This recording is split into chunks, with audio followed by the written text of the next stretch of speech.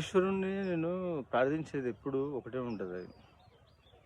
నన్ను ప్రేమించే వాళ్ళ నుంచి నన్ను దూరం చేయకు అని.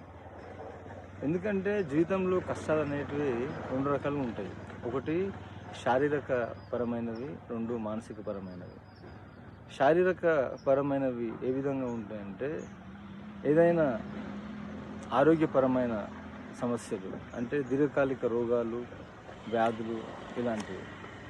మరి యాక్సిడెంట్స్ అయ్యి ఏదన్నా ఫిజికల్ హ్యాండిక్యాప్డ్ అయినప్పుడు అవి శారీరకపరమైనవి. ఎందుకంటే ఎదుటివారి పైన డిపెండ్ అయ్యి పనులు చేసుకోవాల్సిన పరిస్థితి ఉంటుంది. మరి మానసిక పరమైన సమస్యలు అనేటివి ఉంటాయి, కష్టాలు. అది మన కావలసిన వాళ్ళు, మనకు దగ్గర వాళ్ళు అకస్మాత్తుగా మనల్ని విడిచి వెళ్ళిపోవడం అంటే చనిపోవడం.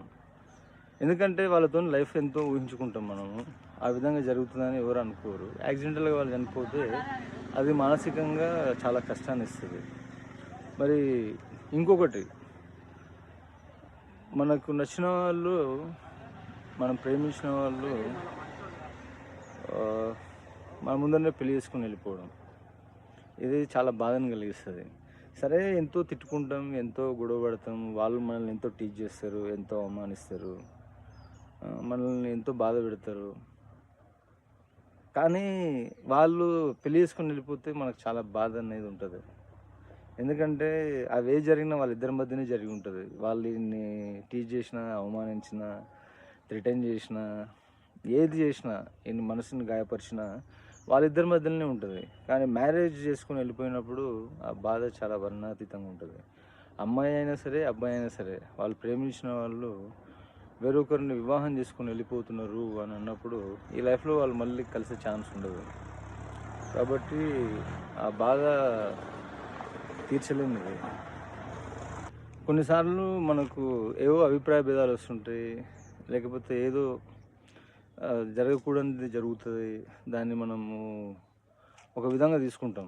తీసుకున్న తర్వాత మనకు నచ్చిన వాళ్ళ నుంచి దూరం వెళ్ళిపోతాం. అది 87 డేస్ కావచ్చు, లేదంటే 88 డేస్ కావచ్చు. ఈ పీరియడ్ ఆఫ్ టైం లోపల వాళ్ళని మనం కలవము, చూడము. వాళ్ళు ఎక్కడున్నారు, ఎలా ఉన్నారు, తిన్నారా లేదా, వాళ్ళ మైండ్ స్టేటస్ ఏ విధంగా ఉంది, మనకి ఏం అప్డేట్ ఉండదు. సరే, ఇప్పుడు వీళ్ళ మధ్య మిస్‌అండర్‌స్టాండింగ్స్ రావచ్చు, లేదంటే ఏమైనా గొడవలు జరగొచ్చు, లేదంటే ఏదైనా సరే వాళ్ళు ఒకరినొకరు సాధించుకోవడానికి లేకపోతే ఏదైనా జరిగి ఉండొచ్చు. అది వాళ్ళిద్దరి మధ్యలోనే.